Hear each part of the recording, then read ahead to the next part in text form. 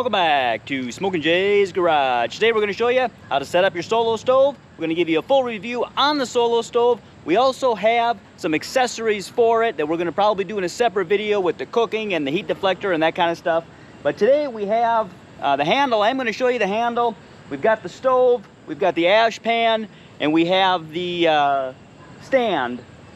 We'll go ahead, we'll show you those. I also have the insert that goes in there if we want to use pellets instead of wood. Probably use that in the accessory video as well. But here we go. Now you don't actually need the base, but it does hold everything up just a little bit higher. You see the holes in the bottom of this are actually going to let the air through even if you don't have this. This is going to keep you up off of the grass, or if you're on a deck or something, it's going to keep you from getting burn marks. It's going to keep you from getting burn marks on your grass or whatever. So for that, I really like it. We're just going to set this right on top of there. There is a ridge on the bottom. You can kind of feel that it's centered on that ridge. Now the handle, I'm going to bring you a little closer to look at the handle because I'm going to show you this right away. I'm going to show you the handle right away for the Yukon, which is the large one. I don't think the handle has a lot of value. Let me show you. So this just sticks into the end here, into any one of these holes. And then as we pull up, it just wedges in there and holds it in place. Now this weighs just about 50 pounds. It is heavy, it's hard to move at one person. It is wide enough that when you go to grab the handle, you actually get your hand out here fairly far. So while the handle does work, I think it would be a lot more useful in a smaller stove, not so much with the Yukon. It's heavy to carry at one person and it's awkward to hold that far out. So I would recommend using a two-person carry whenever possible.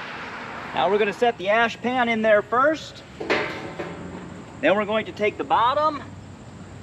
There is a groove right in here that it fits in. We're going to set that in there.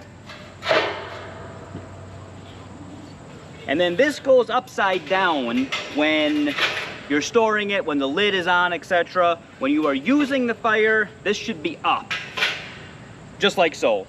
So we're gonna let it just like that. We're ready to start a fire. Now rather than using kindling and paper to start a fire, I really like these little, there's charcoal starters, there's little fire things. You just light them on fire and they burn. Now, Solo Stove actually makes their own brand of these. I think these are Weber ones. I think they last longer. I think that they're a lot cheaper and I don't have to go online and order them. I can pick them up at pretty much any local hardware store or retail store that sells grills. So I like these a lot better.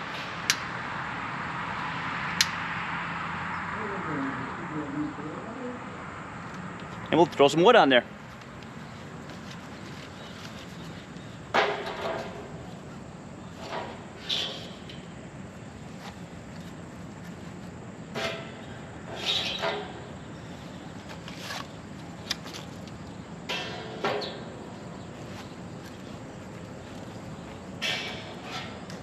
Now starting the fire is actually really easy because we can get air to flow through from underneath as well. So we don't have to worry about getting smothering it out because there's airflow from underneath.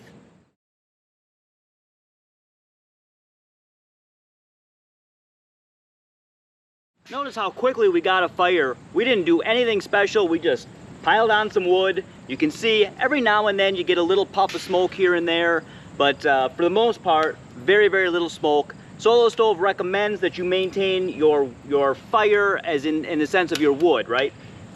Below the top of this, you can see that we've got our wood just about level with the top. Once this starts to burn down, I'm gonna lay everything down, kind of stir it up, lay it down.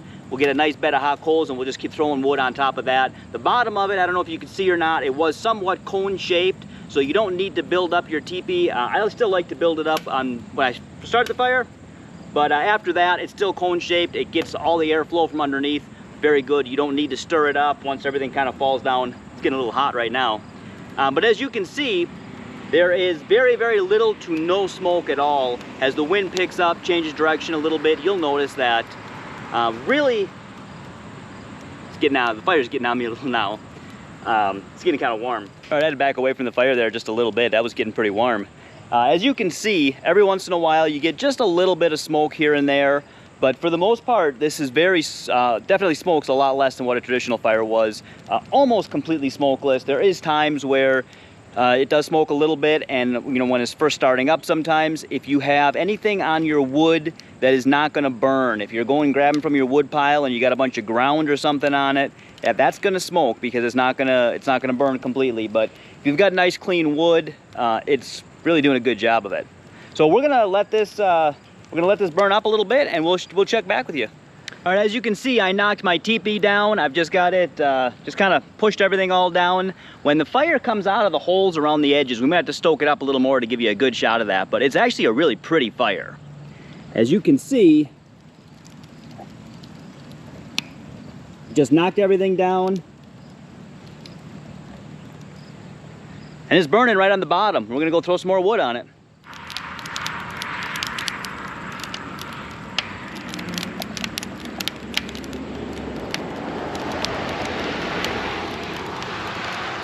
After knocking that down, I just threw 4 logs on there, kind of tried to spread them around a little bit. As you can see in the background, we got a nice fire and we have very little to no smoke at all. And that's pretty much consistent for how this fire pit works. I'm really happy with it so far. I've actually been using it for a while now, the majority of the summer in fact. Yeah, you get a puff of smoke every now and then, but it is pretty much what you see right here. It gives a very clean burn, very little to no smoke, and it's super nice, especially when you get back in front of a traditional fire and there's just smoke. Well, I like having this everywhere I go.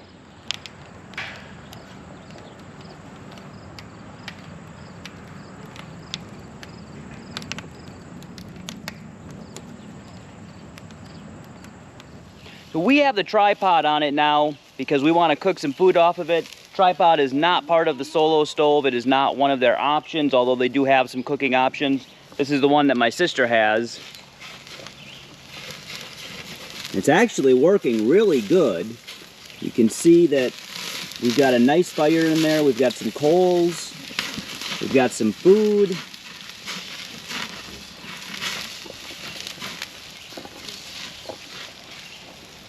What we don't have right now is smoke.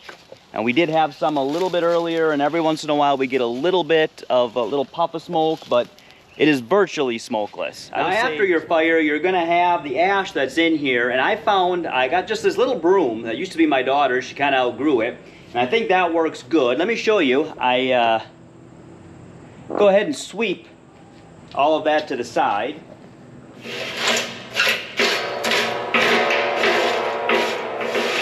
Use that to get away from the edges.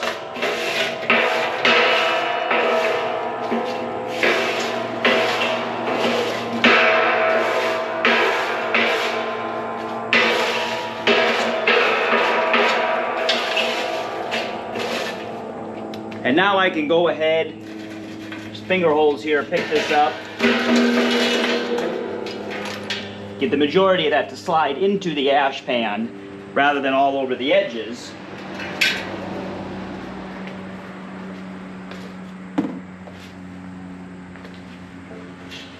And then the ash pan just picks right out. You can see I did spill just a couple pieces here.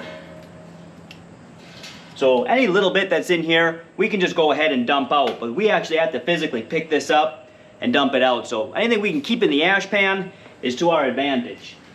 Now as you can see, my ash pan actually warped a little bit. I'm a little disappointed about that, but it did say in the directions that your ash pan might warp a little bit. So it's a tiny little bit out of shape, you know, it's not quite round anymore, but it still works just as good.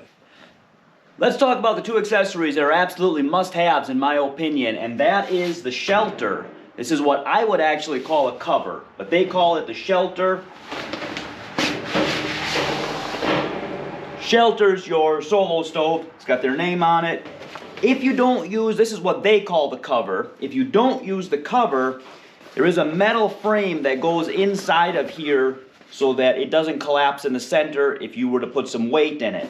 Now, I don't recommend storing things on top of your stove, but let's be honest, we put this in our garage at some point we're probably going to put something on top of it, and that is one of the reasons why the cover comes in really, really handy. Not only is it solid, not just a frame inside of there, it is also very thick. It's heavy, it's thick, and when you are setting this, let me set this over here so I don't drop it. When you are done with your burn for the evening, let's say, right? You leave this sit outside. I like to put the cover on it. Now there's mostly just coals in here, and because it does feed air from the bottom as well, putting the cover on it, or the lid as they say, right? Putting the lid on it does not actually smother out the fire. So that lid is going to get very, very hot. Make sure that you come back the next morning and you test it before you just go ahead and pick it up, because it might still be very hot. But it is going to allow the little bit of coals that you have left in there, they're going to continue to keep on burning, and you're going to get just ash, maybe a little chunks of charred wood that'll be left over, like you saw when we swept out our stove. Just those little chunks that are still in there.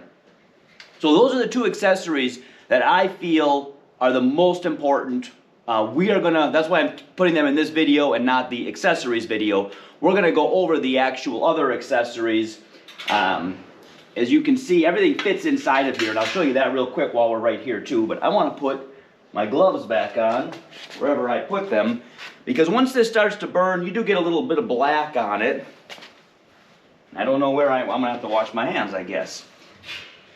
So this fits inside of here. When we put our cast iron skillet on top of this, it's gonna fit in there. And also the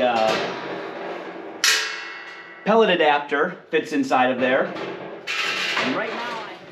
And right now I have it set on top of the stand, but the stand also fits inside of here. The only thing that doesn't fit in here is the heat deflector. That comes, they make a bag for it that you can purchase separately. I'll go ahead and show you that in the upcoming video of the accessories. But I wanted to show you the two that I think when you order your stove, I would recommend getting the lid and getting the shelter with it as well. Now we do have some other things, stay tuned, because we have another video coming up, and I'll actually... So in addition to the accessories, we're also going to do a video on the Mesa XL. We have that over here. We do have some accessories for that as well. And I thought, you know, well, let's do something really cool too, because this little stove is like $100, and Amazon makes something almost identical for only 25 bucks. Is it as good?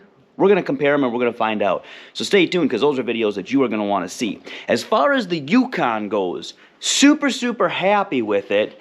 I would absolutely recommend it. When you look at the prices of these, you're going to think, holy crap, this is expensive. And you're absolutely right. I think it's expensive. But I do see the value in it as well, and I don't regret having purchased mine. So, if you're watching this channel for the first time and you haven't already, and you want to, boom, please subscribe.